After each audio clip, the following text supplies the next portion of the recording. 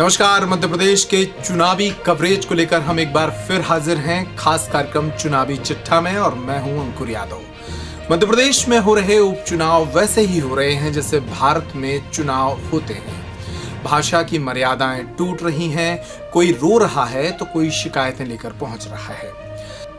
आज चुनावी चिट्ठा में 3 सीटों का हाल। मध्य प्रदेश की बड़ा मलहरा विधानसभा सीट से कांग्रेस की उम्मीदवार रामसिया भारती जनता के बीच भावुक हो गई। उनका एक वीडियो वायरल हो रहा है जिसमें वे महिलाओं से मिलते वक्त रोती हुई नजर आ रही हैं।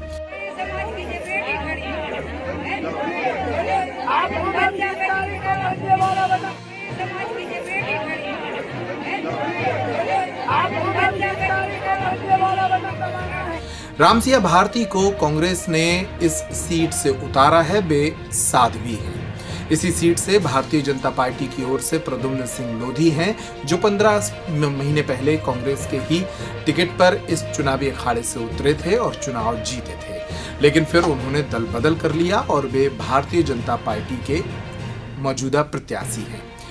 दोनों के बीच तकरार चल रही है, बयानों के तीर चल रहे हैं, और इसी बीच रामसिया भारती का ये वीडियो सामने आया है। अगली खबर की तरफ बढ़ते हैं। मध्य प्रदेश की सांवेर सीट पर भारतीय जनता पार्टी के प्रदेश अध्यक्ष विष्णु शर्मा ने अपने भाषण के दौरान दिग्विजय सिंह को भारत का सबसे बड़ा जयचंद कह दिया।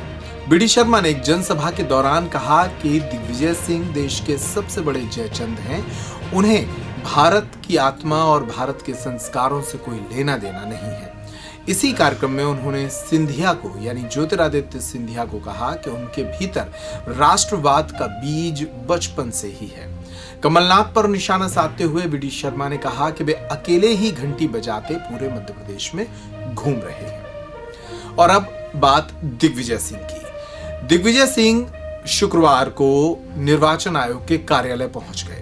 उन्होंने कई सीटों से जुड़ी शिकायतें निर्वाचन आयोग को सौंपी। इन शिकायतों में उन्होंने कहा कि कई स्थानों पर प्रशासनिक मशीनरी कांग्रेस के खिलाफ काम कर रही है और एक तरह का पक्षपात हो रहा है। निर्वाचन आयोग को शिकायत सौंपने के बाद वे मीडिया से रूबरू हुए और शिवराज सिंह पर निशाना साधा। उन्होंने कहा कि शिवराज अपनी सभाओं में खुद कह रहे हैं कि वे टेम्परेरी मुख्यमंत्री हैं और उन्हें परमानेंट करने के लिए चुनाव जिताना होगा।